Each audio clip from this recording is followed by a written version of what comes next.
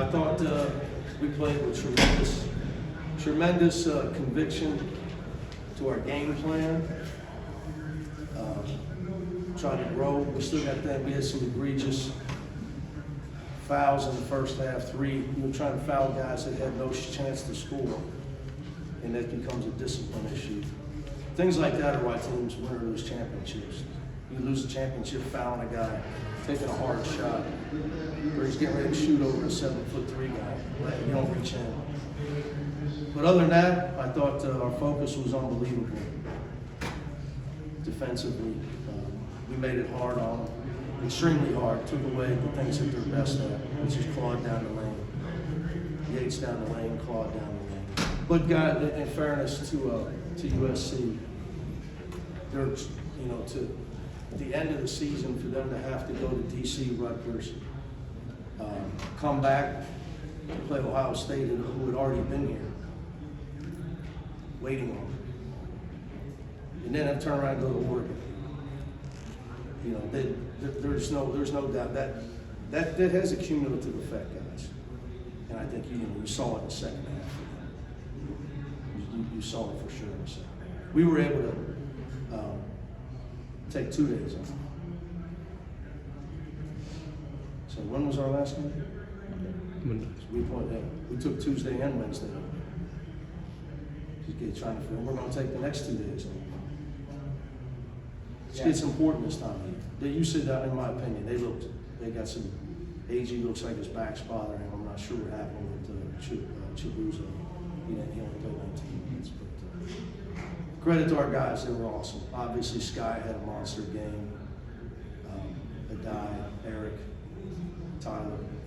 Our front line is extremely productive. That's why Will didn't get in there that much, because the other 3 guys went such domination. I was going to ask about Sky and his perimeter defense. Like, just him in particular, he drew 2 offensive fouls in the first half, and then overall the whole team's perimeter defensive performance. He's got 13 deflections, and he's 7 for 10 from the field. I told you, Jimmy Jackson and I used to go to basketball camp. He was LeBron in Ohio. It took LeBron to break his records. Okay, he was calling the game today. He was a shooter on the day. He lives here. We're very close. I told him, we get good guard play, we can beat anybody. And we beat some great. We beat 4 teams in the top 12 in the net, whatever, or the kind of. I don't know the net. They should burn the net.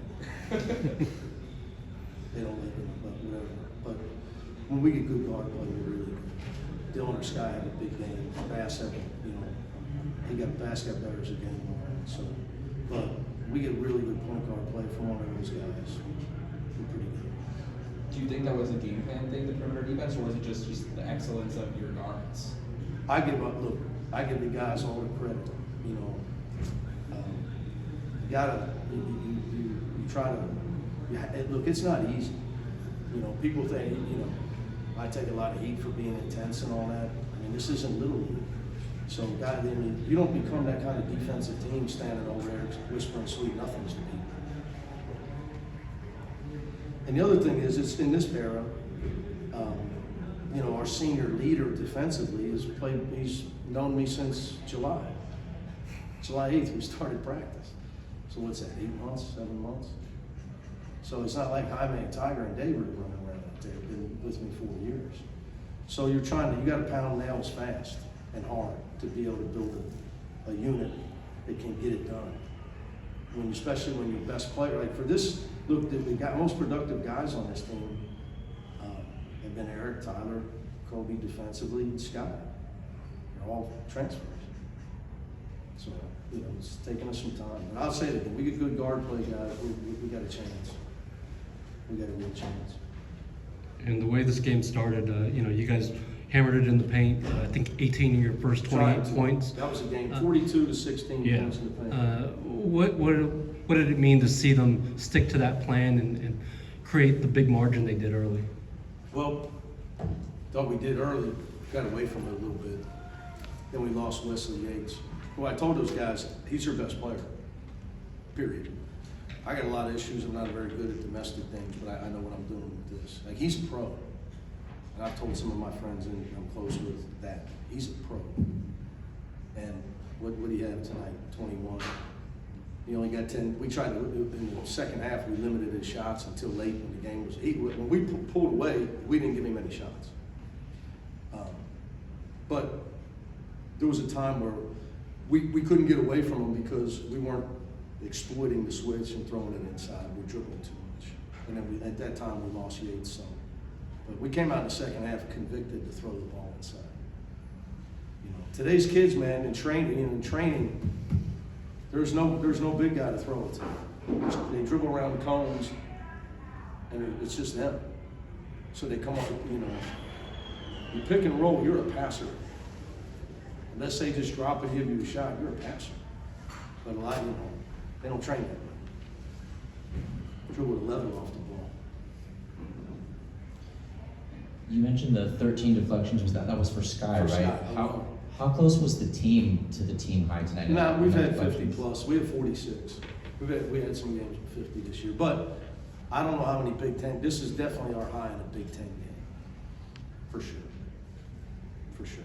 Guys did a great job of attacking their dribbler when they tried to ISO and drive us. Because Yates and Claude are so good at that, you know, we showed what happened last time. So, you know, Rod Palmer he did an unbelievable job with the scout. Tremendous. We rotate the three guys, you know, so he's been on them for a while. He did, you know, so we did a good job at USC, but we did a much better job. So I give him all the credit. And then it seemed You like, got to let him. He's been trying to. Sorry. No, it's all good, Coach. You know, you've been talking about what it's been like on the road, going to the East Coast so often, and now this is your last time at home. You're going to be going to Indianapolis next week. You guys Fortunately, we're not leaving for a while. it's awesome. Best news of the day. You know, I'm not a big believer in conference tournaments, so because I played in a lot of. It's Cincinnati. My last 3 years, we either won them or we won the last two. We played in the finals like every year in the American. And on Sunday, where's you at? Because the next tournament. Yeah. No, yeah, but that's what I was going to ask is that, you know, you've had all this time on the road and now you're getting ready for even more time on the road. Yeah. In the tournament, you don't even know where you're going yet. So do you feel like that's kind of somewhat prepared your guys for, you know, getting ready for the gauntlet? Yeah, my biggest fear all year has been not, you know, everybody wanted to panic. We lost a few early January. My concern is get better and try to get to March healthy and fresh. So the cumulative effect of the travel is what concerns me. That's, you know, so we've tried to handle it in a way. So we took 2 days off this week. We're going to take the next 2 days off. You know, you got to make sure these guys are fresh when the big dance starts. Because around here, man, they ain't gonna hang no banner if we win the Big Ten tournament. Mark, you think they're gonna hang a banner if we win the Big Ten tournament? A little small one in our practice team. It ain't going in Paul. You don't win the national championship around here, they don't hang the banner out there. It's just the way it is. Yeah, you confirm. They might give us a T-shirt.